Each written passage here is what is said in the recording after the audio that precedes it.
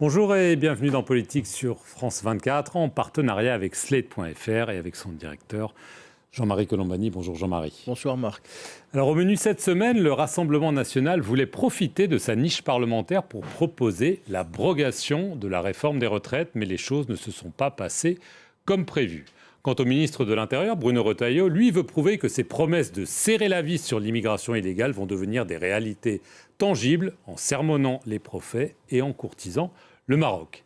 Et enfin, même s'ils sont le nez dans le vote du budget, nos politiques vont sans doute suivre avec trépidation ce qui va se passer dans la nuit de mardi à mercredi, à savoir l'élection présidentielle aux États-Unis, Kamala Harris contre Donald Trump. Alors avec nous pour en parler sur ce plateau, j'ai le plaisir d'accueillir Yasmina Jaffar, qui est journaliste, fondatrice de La Ruche Média. Bonjour. Bonjour. Et vous êtes autrice d'Ils ont choisi la France, un livre qui retrace le parcours de personnalités noires américaines qui sont venues ici dans l'Hexagone. C'est aux éditions Nouveau Monde. Avec moi aussi sur ce plateau, Bruno Jeudi, directeur de la Tribune Dimanche. Bonjour Bruno. Bonjour. Et enfin, Carole Barjon, qui est éditorialiste politique. Bonsoir Marc. Alors ce jeudi, c'est jour de niche parlementaire pour le RN, c'est-à-dire la fois par mois où les groupes politiques peuvent faire des propositions de loi. Le parti de Marine Le Pen avait choisi notamment et avant tout cette abrogation de la réforme des retraites en proposant de ramener l'âge légal de départ à la retraite de 64 à 62 ans et en comptant sur les voix de la gauche qui le réclament aussi à corps et à cri. Mais cette proposition a été rejetée en commission, y compris par 3 élus de gauche, et elle a ensuite été déclarée irrecevable par la présidente de l'Assemblée nationale, Yaël Braun-Pivet. Le RN crie au scandale, dénonce le double jeu de la gauche et des macronistes. On écoute Edwige Diaz, la vice-présidente du RN et députée de Gironde. C'était ce matin sur France Inter. Nous souhaitons quand même qu'il y ait un débat aujourd'hui, c'est important, parce qu'il faut que les Français sachent ce qui s'est passé en coulisses, dans leur dos. Et donc il faut que les députés prennent leurs responsabilités et qu'ils assument, notamment ceux du nouveau Front Populaire qui se sont fait élire en promettant l'abrogation de la réforme des retraites. Eh bien il faut qu'ils assument d'avoir contribué à détricoter notre niche et donc à faire perdre du temps aux Français. Tout ça pour ne pas nous offrir, comme a dit Madame Mathilde Panot, une victoire politique. Jean-Marie, le RN crie au scandale, est-ce vraiment une surprise ? Ce qu'il y a, c'est peut-être là, je parle sous votre contrôle à tous, mais c'est peut-être la première fois que les choses s'inversent un peu. Parce qu'en règle générale, on vit depuis pas mal de temps d'ailleurs, avec l'idée que le RN avance, que Marine Le Pen est si intelligente, qu'elle ne fait aucune faute, que tout est bien balisé et que chaque événement dramatique lui profite. Et donc c'est ce qui en même temps nourrit la poussée du Rassemblement national. Et là, on les voit pris un peu dans le jeu quotidien de la vie politique, dans la réalité de la vie politique. Et surtout, ils se sont trompés deux fois. Ils se sont trompés pour avoir voulu piéger la gauche avec l'histoire de l'abrogation de la réforme des retraites. Ils n'ont piégé qu'eux-mêmes, puisque la gauche n'est pas tombée dans le panneau d'une part, et puis que d'autre part, ils ont été obligés de retirer leur proposition d'abrogation de la réforme des retraites. Et ils ont voulu aussi piéger la droite, ça avec le catalogue habituel, c'est-à-dire le retour des peines planchées, enfin toutes les mesures habituelles que l'extrême droite met en avant et que la droite pour partie reprend. Donc ils pensaient pouvoir piéger la droite avec cela. Et la droite a vu le piège aussi et n'a pas donné dans le panneau.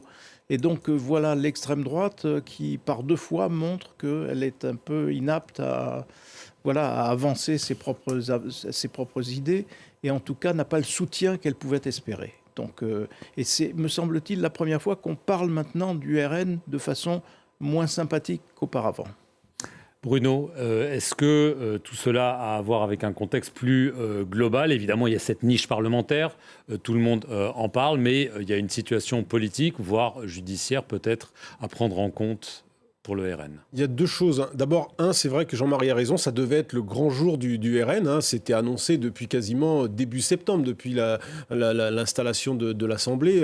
La date avait été entourée le 31 octobre. Ça devait être le grand jour du RN qui allait mettre à mal l'une des grandes lois Macron votées au début du 2e mandat. Ce n'est pas du tout le cas. C'est un échec complet sur toute la ligne parce que pas de travail, pas de propositions sérieuses et à la fin, l'humiliation de l'article 40 parce qu'on n'a pas gagé des dépenses comme doivent le faire tous les législateurs. Ils n'ont pas fait suffisamment bien le travail et donc c'est un échec. Après, je pense que à vouloir piéger la gauche dans cette tentative d'effacement de la loi sur les retraites. Le RN, finalement, s'est piégé lui-même. Mais peut-être que derrière ça, il y a aussi ce qui se passe, non pas à l'Assemblée, mais qui se passe au tribunal de grande instance de Paris, où Marine Le Pen est poursuivie et 2 jours par semaine à son procès sur les assistants parlementaires européens, où c'est Marine Le Pen qui est en train de voir que ça ne se passe pas du tout très bien pour elle. Audience après audience, on voit que c'est très compliqué sa défense.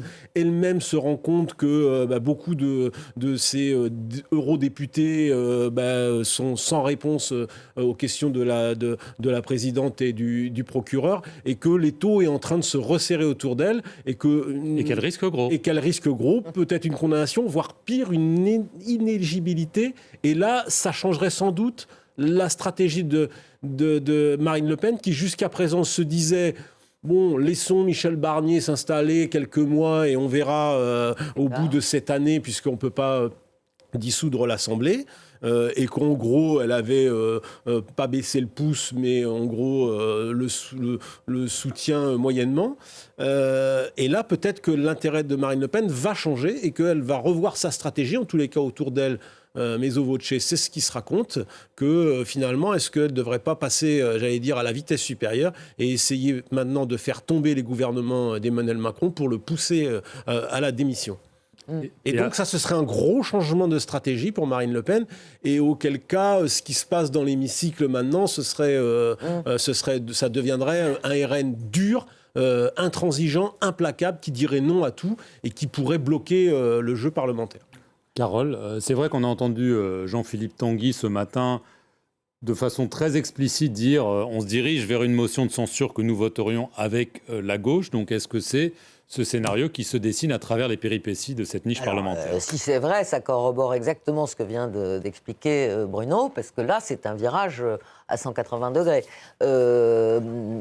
Effectivement, ce qu'on avait compris jusqu'à présent, c'était plutôt que Marine Le Pen voulait ménager Michel Barnier, n'était pas très pressée, qu'il y ait ou bien une nouvelle dissolution ou une présidentielle anticipée en cas d'hypothétique démission d'Emmanuel Macron, et donc qu'elle voulait justement laisser passer son procès, et puis, rappelez-vous aussi, suite quand même aux législatives, faire un peu le ménage dans son parti, parce qu'on s'était aperçu qu'ils n'étaient pas complètement prêts et qu'il y avait un certain nombre de candidats qui ne correspondaient pas tout à fait au profil souhaité. Bon, là, apparemment, oui, il y a manifestement un changement.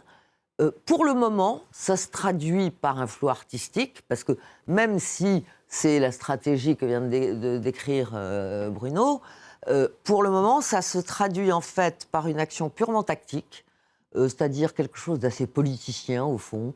Allez, on veut piéger la gauche pour... Ce que le RN a toujours dénoncé. Oui, d'accord, mais là, ils avaient, ce que disait Jean-Marie, jusqu'à présent, il y avait un regard, disons, non pas forcément... Bon, vous dites complaisant, moi je dirais en tout cas... qui a un regard des médias qui disait pour l'instant ils réussissent plutôt ce qu'ils font et ce sont plutôt les autres qui sont en difficulté. Là, ça patouille parce que les jeux purement tactiques, en plus c'est pas des lignes claires. On a bien vu que là semble se répéter ce qui s'est passé à la fin de la campagne de Jordan Bardella des législatives où tout d'un coup, on a senti que cette abrogation de la réforme des retraites, qui était un totem pour Marine Le Pen, tout d'un coup, Jordan Bardella, lui, s'est montré beaucoup plus prudent, a voulu rassurer les milieux économiques et penchait sur une ligne plus libérale. Et là, en fait, le Rassemblement national, ce qui est quand même un comble, se met à faire du « en même temps ». C'est-à-dire, on donne beaucoup de gages en direction d'une ligne purement libérale, et en même temps, on maintient l'abrogation de la réforme des retraites. Enfin, on n'y comprend plus rien à la réalité, c'est ça. Yasmina Jaffar, juste pour prolonger ce que disait Carole, c'est vrai que parmi les discussions budgétaires, le Rassemblement national a fait en sorte de sauver deux des mesures fiscales symboles, si je veux dire, de la Macronie, le maintien de l'impôt de solidarité sur la fortune est celui de la flat tax, qui permet de moins taxer les revenus du capital. Donc c'est vrai qu'on se demande ce qui se passe un petit peu. Quelle est votre lecture de cette période un peu trouble ? Le Rassemblement national est coincé entre l'identité réelle de ce qu'il est, son ADN, et ce qu'il voudrait montrer. Donc en effet, c'est très juste. Il n'y a pas qu'à se tenir correctement sur les plateaux de télévision ou à être sage à l'Assemblée nationale. Avec une cravate. Voilà, avec une cravate.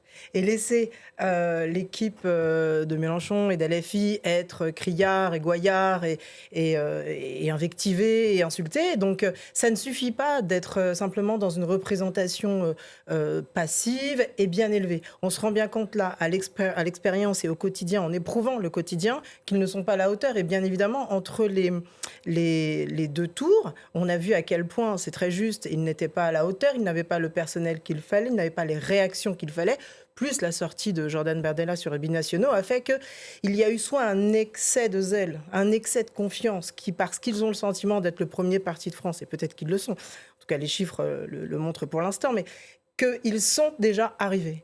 Ne voulant pas forcément d'une dissolution pour être Premier ministre de ce qui concerne Jordan Bardella, mais en attendant 2027 pour pouvoir être pleinement en exercice. Mais là, on se rend compte que finalement, 3 ans, c'est long. Et qu'il va falloir composer avec leur incompétence. Et c'est pas évident. Donc aujourd'hui, on se rend compte qu'évidemment, la niche fiscale est vidée et ne sert à rien, mais ça leur permet quand même d'exister, de crier à la plainte et au fait qu'on ne les prend pas au sérieux, qu'ils n'arrivent pas... enfin voilà, d'être plaintifs comme ils savent le faire. Donc ça reste un endroit à jouer aussi pour exister sur la scène politique en faisant comme si tout ne venait pas d'eux. Le problème ne vient pas d'eux, ce sont la gauche et les autres qui essayent de les détruire. Mais cette rhétorique, on la connaît. Aujourd'hui, on voit qu'on a affaire à un parti qui n'est pas prêt pour être aux manettes, ni maintenant, ni à la prochaine dissolution, peut-être au mois de juin, ni dans 3 ans. Alors, évidemment, le RN pousse toujours les sujets, et dans sa niche parlementaire, on le voit aussi aujourd'hui, les peines planchées et sur les mesures contre l'immigration illégale. Il y a une autre personne qui joue beaucoup sur ce registre, c'est évidemment le ministre de l'Intérieur, Bruno Retailleau. Il a fait parvenir au préfet ces derniers jours une circulaire dans laquelle il les appelle à une complète mobilisation. Il dit « Il vous appartient d'aller au bout de tout ce que vous pourrez faire s'agissant du traitement des étrangers menaçant l'ordre public », en affirmant qu'il faut leur retirer les titres de séjour et édicter des arrêtés d'expulsion ou ce qu'on appelle les obligations de quitter le territoire français, connu sous l'acronyme OQTF. Alors en ce qui concerne les expulsions, on a vu que ce mercredi, 41 immigrés clandestins, dont 24 mineurs, ont été expulsés vers l'Albanie. C'est le 3e vol groupé, entre guillemets, de clandestins depuis qu'il avait annoncé sa feuille de route.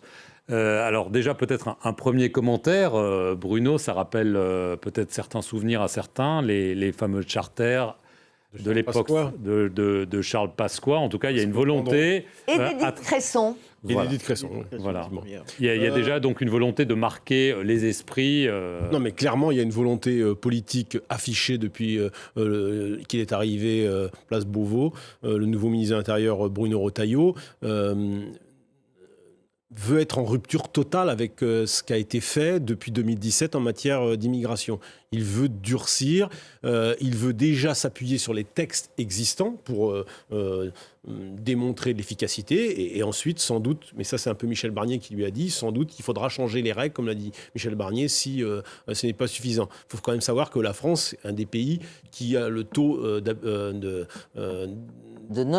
non-application des OQTF le plus bas parmi les pays d'Europe de l'Ouest. 7%. Plus bas que l'Allemagne, plus bas que l'Italie, plus bas que nos voisins. Donc, et en plus, ils ont chuté très sérieusement, même s'ils sont un petit peu remontés, parce qu'ils étaient encore plus bas sur les 2 dernières années de Gérald Darmanin, c'était un peu remonté. Donc il y a 2 leviers. Il y a d'abord déjà afficher de la volonté politique, et c'est sans doute le but des consignes qui ont été données au préfet. Et la deuxième chose, c'est les accords qu'il peut obtenir avec les pays sources. C'était le cas ces dernières 48 heures avec le Maroc, qui est le pays à la fois où il y a le plus d'OQTF, le plus de personnes qui sont reconduites vers le Maroc, et un des taux de non-exécution des OQTF les plus faibles. On est en dessous de 7% s'agissant du Maroc. Donc, Bruno Retailleau, là, il a des travaux pratiques et il doit montrer son efficacité. Et la volonté politique ne manque pas. Maintenant, on va voir si il est plus efficace que son prédécesseur. Alors, avant d'écouter tout le monde, on va justement parler du Maroc, parce qu'il y était avec Emmanuel Macron, qui faisait une visite d'État importante au Maroc, et il a échangé avec son homologue marocain, Abdelwafi Lafti, et annoncé que justement les délais pour les réadmissions de Marocains expulsés de France seraient raccourcis et leur nombre accru. On écoute Bruno Retailleau.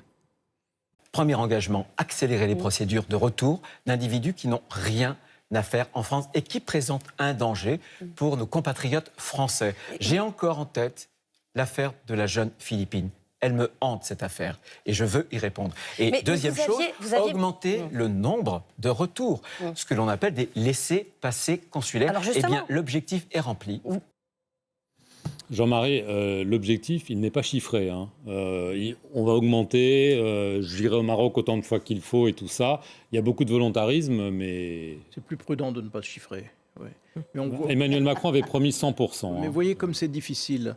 Dans les campagnes électorales et dans les reproches qui pouvaient être faits aux différents prédécesseurs de Bruno Retailleau, notamment Gérald Darmanin, il y avait cette idée qu'il suffit de tordre le bras de nos pays voisins pour leur montrer que... Alors nous, on va limiter le nombre des visas et puis en échange, on obtiendra qu'ils récupèrent davantage de gens que nous voulons expulser. Ça ne se passe pas aussi facilement que cela. D'abord parce que la réduction drastique sous le gouvernement précédent du nombre des visas accordés aux Marocains avait été un des éléments de la crise entre les deux pays. Or, la crise entre les deux pays, elle était contre-productive pour nous largement autant que pour le Maroc. Était contre-productif pour nous parce qu'on ne peut pas oublier qu'on est aussi en période où le terrorisme existe. Le terrorisme continue d'exister. Et que ferions-nous sans les services marocains ? Donc il y a cette dimension-là qui est essentielle aussi. Et donc Bruno Retailleau arrive là et il va se rendre compte que c'est plus compliqué, que c'est plus difficile, surtout avec une communauté issue du Maroc. Il y a 1 500 000 Marocains qui vivent en France à peu près, dont la moitié sont des binationaux. Et donc tous ne sont pas, j'allais dire, décrétés qu'il faut en expulser davantage. Vous voyez, c'est vraiment, là, il touche aux vraies difficultés du métier. On ne peut pas décréter comme ça qu'un tournant diplomatique peut permettre il aura sans doute quelques résultats, parce que les Marocains vont l'aider à avoir ces résultats, mais ce ne sera pas non plus la solution que Bruno Retailleau présentait comme il suffit d'eux, il faut que, et ainsi de suite. Carole. Il y a quand même un effort. Oui, il y a Et puis un changement de méthode aussi. Parce que c'est vrai que l'objectif de faire exécuter toutes ces obligations de quitter le territoire français et surtout d'obtenir des laissez-passer consulaires de la part des pays sources, c'est un objectif qu'avait déjà Gérald Darmanin, etc. On avait utilisé plutôt, je dirais, sans aller jusqu'à la manière forte, mais enfin, il y avait eu même des menaces, on ne délivrera plus de visas, etc. Bon. Et puis, on était assez fâchés avec le Maroc. Donc, là, c'est quand même une autre méthode. Il y a quand même réconciliation au sommet, puisque Emmanuel Macron passait quand même un voyage de 2 jours ou 3 jours. Et... On n'a pas Comment dire, pendant lesquels on a signé des contrats commerciaux, etc. Il y a eu la reconnaissance de la souveraineté du Maroc sur le Sahara occidental. Voilà la clé. Donc, d'accord. Oui, d'accord, c'est la clé. Non, mais pardon, j'y viens, Jean-Marie, j'y viens. C'est pas qu'on a tordu le bras aux Marocains, non, c'est l'inverse. Non, mais on a donné beaucoup de gages, et donc on peut peut-être en espérer un retour. Après, est-ce que ça donnera des résultats ? On n'en sait strictement rien. Mais en tout cas, la méthode a changé et elle est peut-être de nature, effectivement, à ce qu'il y ait des retours plus positifs. Maintenant, comme l'a fait remarquer Jean-Marie, Bruno Retailleau s'est bien gardé de donner un objectif chiffré parce que, voilà, on n'est jamais trop prudent. Il y a quand même une réalité qui apparaît à Bruno Retailleau, qui ne lui apparaissait pas aussi clairement avant, qui est que ça se joue au niveau européen et que le pacte asile-immigration de l'Union européenne vaut d'être poursuivi, vaut d'aller au bout, et qu'il y aura à l'intérieur des 27 des pays qui joueront. Toute l'Europe se ferme. Et donc le voilà, Bruno Retailleau, qui va s'appuyer sur l'Union européenne, alors qu'auparavant, il Non, mais c'est une passait son double temps à la partition. critiquer. C'est une double partition. Parce que la transposition du pacte asile-immigration européen, on sait très bien que c'était surtout une répartition des migrants sur le territoire européen, Non, c'est et surtout que un là, contrôle aux c'est en train de changer. Pourquoi ? Surtout Parce un que les contrôle aux différents frontières. pays européens veulent reconstituer des frontières et jouer un peu du chacun pour Oui, soi. oui. Et c'est là que ça change. Mais en tout cas, oui, vous avez totalement raison. C'est l'inverse. C'est vraiment le Maroc qui a fait entendre son ton et sa voix à l'égard des Français. Et il n'est évidemment pas question de recréer un incident diplomatique en reparlant de visa ou autre chose que ce soit, parce que ça fait quelques années qu'Emmanuel Macron essaye de séduire la royauté marocaine, et il y est enfin parvenu, parce que le roi a reporté de nombreuses fois cette visite, et là c'est fait. Donc il y a aussi un effet d'annonce et une envie de M. Retailleau de parler à ses préfets, et d'avoir un ton qui n'est pas le même qu'au Maroc, parce qu'au Maroc on est dans un cadre de diplomatie où on se tape dans le dos et on se fait des grands sourires, on verra dans les faits ce que ça sera, mais en tout cas en France, il y a un ton précis dans cette circulaire où il indique à ses préfets qu'il y a une volonté de changer d'attitude vis-à-vis des OQTF qu'il y a une législation qui doit être faite, et il ne suffit que de faire ce qui existe déjà, s'occuper des gens dangereux, concerner vraiment, que les Français se sentent concernés autrement qu'en colère par rapport à l'affaire de la jeune Philippine, exactement. C'est pour ça qu'il en reparle de cette manière-là. Ça a touché absolument tout le monde, cette histoire. Donc c'est une manière aussi d'impliquer sa marque et de dire on va faire les choses autrement, avec plus de sévérité. Alors, il y a quand même aussi un risque qui est assez clair, c'est que cette réconciliation avec le Maroc va fâcher l'Algérie, Oui. et que les OQTF, ça concerne aussi l'Algérie, au moins autant que le Maroc. Oui, Donc, Dans le et on peut s'attendre quand même à ce que l'Algérie ne soit pas très coopérative.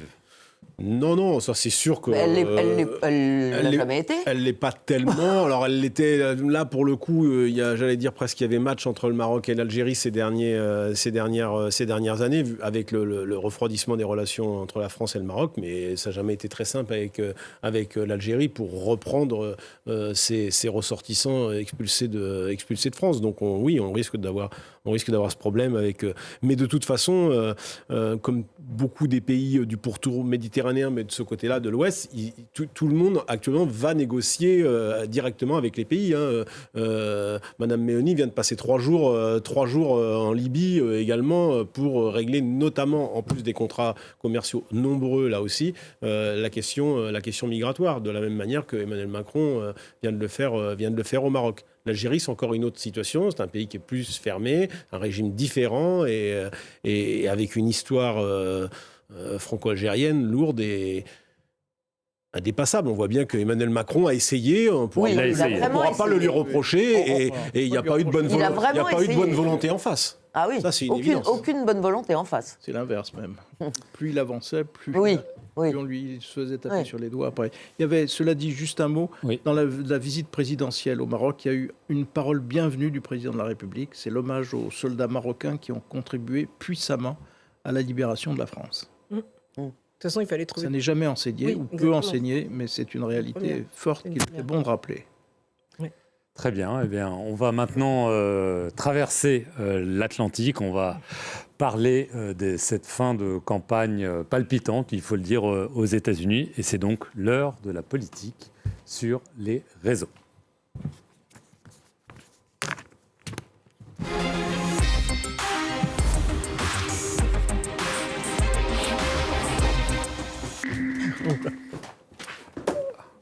Bonjour, avec l'arrivée au sprint de Véronique Ressout, la directrice de Backbone Consulting. Voilà, elle vient de revenir des États-Unis pour nous. C'est un petit décalage. Voilà.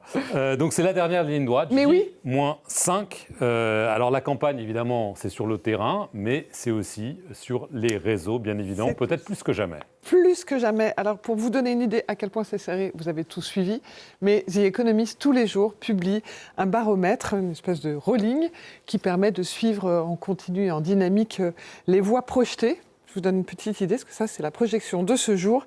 On peut commencer à dire que c'est serré, puisque Kamala Harris a 270 voix en projection, et Donald Trump 268. Voilà, et il faut 270 voix pour gagner. Donc ça joue aujourd'hui à rien, 2 voix. Donc forcément, quand les Rolling et quand les études donnent, sachant que, pour être bien clair, c'est The Economist, et c'est pas n'importe quel Rolling, parce qu'aux États-Unis, vous avez des sondeurs très scrupuleux, comme en France, mais vous avez quand même une réalité de certains sont plutôt du côté républicain, d'autres plutôt du côté démocrate. Tout va être contesté, Véronique, de toute façon. Donc, voilà, mais oui, celui-là, oui. The Economist, normalement, Comme voilà. en France. Un peu comme en France. les Rolling sont plutôt justes en Ils sont France. plutôt justes, ouais. Plutôt Mais là, justes, hein. là c'est amusant parce que ça fait partie C'est des vrai que c'est les débats. Américains qui ont inventé le rolling. Parce que Ouais. le premier rolling en France, Et- c'est l'IFOP qui l'a Ouais. fait. Tout à fait. Quelques années. Mais Voilà. c'est plutôt juste en France. Donc celui-ci, voilà, mais on voit bien que c'est très compliqué. Donc on cherche des indicateurs. Il y a un indicateur qui est intéressant, comme vous le disiez, Marc, c'est le sujet de la visibilité en ligne. Et à ce petit jeu-là, c'est sans conteste M. Trump qui gagne, puisque quand vous regardez, on a juste sur un mois, le dernier mois, vous avez 86,2 millions de messages et mentions qui parlent de Mme Harris et 174,8 millions qui parlent de Trump, donc presque le double. Oui. Donc globalement, voilà. Alors vous allez me dire, c'est pas très grave parce que ça doit être des critiques. Oui, mais il y a une réalité, c'est que la visibilité, elle est clé dans ce type d'élection sur 3 sujets. La première, c'est la notoriété. Et il y a une réalité d'une notoriété. Alors Trump aime à dire qu'on ne vote pas pour quelqu'un qu'on ne connaît pas. On peut ne pas voter pour quelqu'un qu'on connaît, mais l'inverse n'est pas vrai. Le deuxième, c'est que c'est un sujet d'engagement. Et le troisième, c'est que les idées que vous portez, elles sont plus relayées en bien ou en mal, donc quelque part, vous mobilisez vos troupes. Alors après, on a regardé quels ont été les moments forts dans ces fameux messages. Alors si on regarde pour Mme Harris, vous allez voir qu'il y a finalement quelques moments forts. Le pic le plus haut, celui qui est en haut, c'est un interview qu'elle a donné sur Fox News, où en fait elle essayait de un peu séduire l'électorat républicain. C'est un interview un peu musclé, on va dire un peu polémique. Il a beaucoup fait réagir, pas forcément bien d'ailleurs, mais c'est l'un des moments. Donc en fait là encore, c'est en parlant beaucoup de Trump qu'elle a réussi à monter. Deuxième pic, c'est lorsqu'elle a Donald Trump l'a accusé de l'avoir traité de Hitler. On verra le pendant chez lui, mais c'est là encore un sujet Trump. Et enfin, le réquisitoire final à Washington qu'elle a mené contre Donald Trump. Donc on voit qu'en fait, à chaque fois qu'elle monte, c'est toujours lié à des sujets Trump. C'est pas elle en soi. Après, on a la même chose du côté de M. Trump. Et là c'est un peu différent. Alors évidemment, on est sur des volumes qui n'ont rien à voir. Mais en plus, on voit que lui arrive à faire l'actualité et à faire parler de lui pour lui. Donc quand on regarde les pics, celui-ci... Alors d'abord, ça ne cesse de monter. Là, on a le fameux Donald chez McDonald's. On a aussi une petite réaction sur le sujet fasciste où finalement, là, ce sont plutôt ses soutiens qui sont venus. Et là, ce n'était pas par rapport à Kamala, c'était son ancien chef de cabinet qui l'avait annoncé.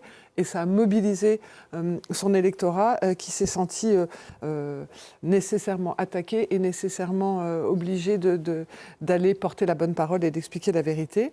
Le meeting à Atlanta, où il a expliqué qu'il était le contraire d'un nazi, a aussi fait un pic, et là encore plutôt positif. Donc on voit que cette thématique qui était censée l'affaiblir, en fait, et en visibilité et en soutien, ça l'a pas trop affaibli, on va dire. Renforcé. Voilà. Alors, quels leviers ont-ils utilisés? On a parlé de l'interview de Kamala Harris chez l'ennemi, entre guillemets, Fox News. Ouais. Est-ce qu'ils sont allés plutôt en terrain inconnu ou Alors, en on va terrain dire que dangereux? pour Kamala, les late shows, ils sont plutôt aux États-Unis, plutôt démocrates. Enfin, ils n'affichent pas des choses ainsi, mais sont un peu plus cool, on va dire. Donc, elle a cultivé les late shows pour travailler son côté cool. C'est Donc, des émissions humoristiques tard le soir. Tard le soir. Et donc, par exemple, vous voyez, je vous ai juste mis une image, on ne va pas tous les regarder, mais Kamala qui a été au late show de Stephen Colbert, qui est un late show vraiment très populaire, où elle a bu de la bière, elle a été très cool, on l'a vu, elle rigole, elle est sympathique, elle passe un bon moment et ça montre qu'elle sait aussi être détendue. Elle a aussi été dans l'émission de Whoopi Goldberg, qui est plus lifestyle, pour montrer que c'est une bonne mère de famille, vraiment intéressante. Et puis, elle a fait un truc intéressant qui est, elle a été chez Call Her Daddy, qui est un podcast extrêmement populaire sur Spotify, entre autres, mais très populaire. Et c'est un podcast féministe et féminin. Et là, elle a pu montrer qu'elle était plus moderne, qu'elle était ouverte sur des sujets, qu'elle était plus calme, qu'elle était sympathique. Et donc, elle a travaillé un électorat féminin qui lui était paradoxalement pas forcément si acquis que ça. Donc, elle s'est forcée, sachant qu'elle n'avait jamais fait de podcast et qu'elle n'aimait pas beaucoup l'exercice. Et ça a plutôt bien fonctionné. Après, Trump en face, lui, les podcasts, c'est son truc. Il en fait plein. Il a fait un marathon de podcasts dit alternatifs. Et donc, il a fait l'inverse. Après, il a été dans des lieux qui lui sont moins familiers. Donc, par exemple, ici, on voit, c'est avec l'humoriste Theo Von, qui a une émission qui s'appelle The Past Last Weekend, et où il a parlé de la drogue, des abus de la drogue, de la complexité. Donc là aussi, pas forcément polémique, et sur un registre où il n'est pas habituellement. Et donc là aussi, il a gagné un peu quelques sensibilités sur un électorat qui ne lui était pas forcément favorable. Il a aussi été sur Lex Fridman. Lex Fridman, c'est un show et une émission, en fait, avec plus de 3,6 millions d'abonnés. Et c'est en fait un professeur du MIT, un chercheur de l'IA, et ils ont parlé de façon assez calme, assez posée, sans polémique, et donc là encore, ça a plutôt étonné. Ça ne l'a pas empêché à côté de faire des podcasts libertariens et masculinistes, hein, mais voilà, c'était un complément assez large. Et puis, avant qu'on en parle, mais vous avez forcément suivi la dernière petite affaire, parce que M. Trump, jusqu'au bout, il trouve des petits moyens de faire parler de lui. Camion. Eh bien, Biden a fait une petite gaffe. Voilà, sa petite gaffe, elle dit, on a l'impression qu'il traite les Trumpistes d'ordures, alors qu'a fait Trump? Eh bien voilà, tout de suite, donc il a mis une tenue pour expliquer que non, lui ramasser les poubelles, c'était pas son problème, qu'au contraire, il trouvait ça très bien. Je vous passe même que ce matin, il a fini par dire que c'était très chaud, très confortable et qu'il allait mettre ça tout le temps. Mais globalement, il a défendu les 250 millions d'Américains qui ne sont pas des déchets. Je vous appelle, voilà, il les a défendus. Regardez juste le nombre de vues de ce post-là et je vais vous montrer le suivant qui est tous les breaking news autour du camion de banne à ordures qui portait le nom Trump. Il y en a plein, je vous en ai pris un qui arrive et qui vous montre le volume. De nouveau, voilà, regardez les volumes que ça a donné. Donc on se dit, bah, voilà, 61 millions, juste truc, c'est-à-dire que ça prend.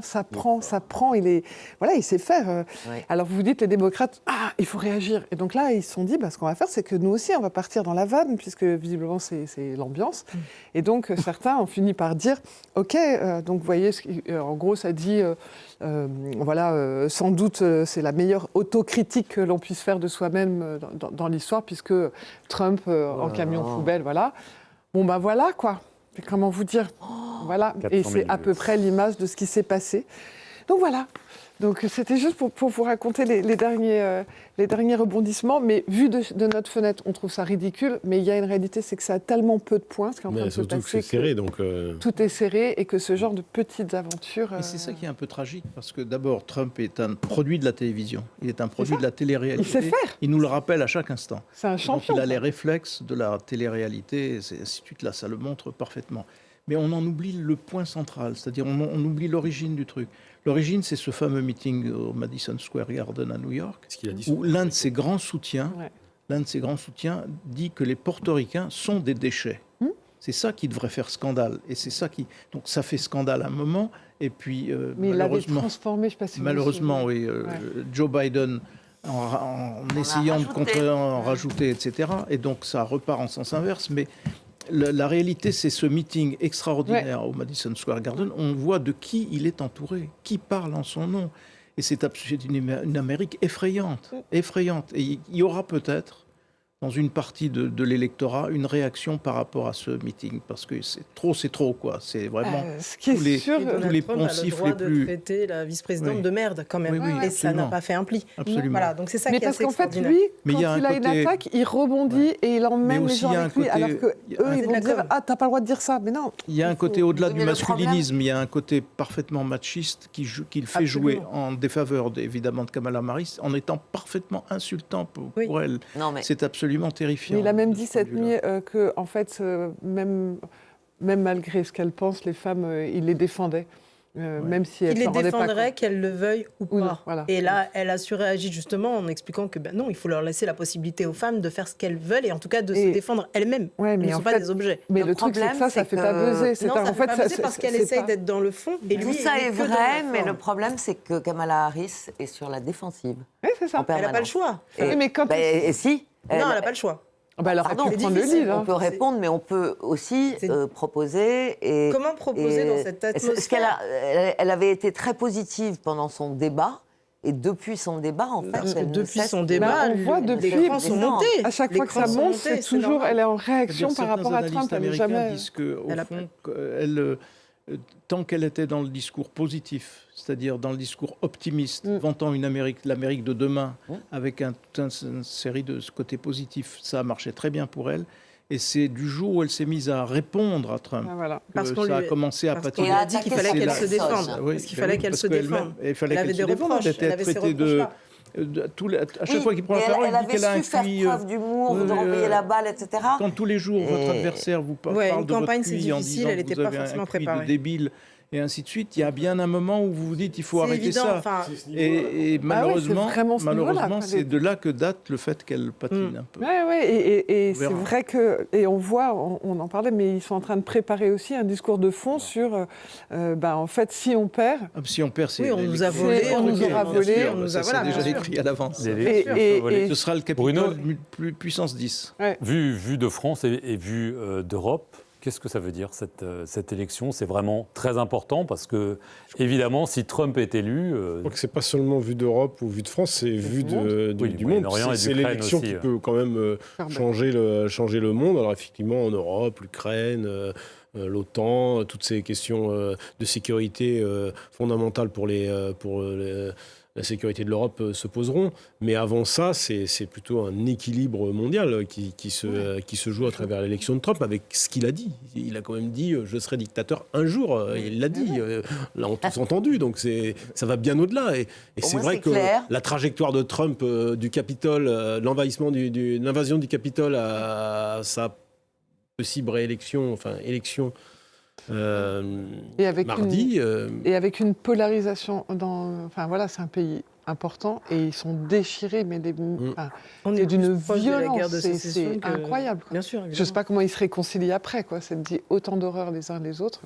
il y aura aussi peut-être des conséquences, j'allais dire, au niveau commercial. Il a déjà dit qu'il allait rétablir des tarifs à 25%. Il l'a déjà, Il a dit- on l'a déjà subi, donc Oui, on est mais à peu près le tarif. Ce sera plus important encore que la première fois, mais Ce sera une guerre commerciale, ça c'est clair. Ça, c'est sûr. il y a Ça quand l'est même un déjà, signe. Il y a quand même un signe qui est assez inquiétant. On voit bien le silence des milieux économiques et des grands patrons américains qui sont inquiets et qui, j'allais Mais- dire, presque ont intériorisé peut-être une forme d'anticipant une victoire Certains jouent de la Trump. victoire de Trump. Oui. Ouais. et certains le Bah, Elon soutiennent Musk. C'est la d'ailleurs. hein. grande différence avec Tous ceux qui sont dans les plus gros conglomérats, ceux qui dominent pas seulement les États-Unis mais la planète, et qui craignent comme la peste les lois anti-concurrents, enfin plus exactement les lois de Antitrust, ouais. démantèlement au nom de la concurrence, au nom du respect de la concurrence. Et donc ils craignent toute régulation, etc. Et ceux-là, ce sont 4 ou 5, voire Jeff Bezos, le patron d'Amazon, qui influence le Washington Post,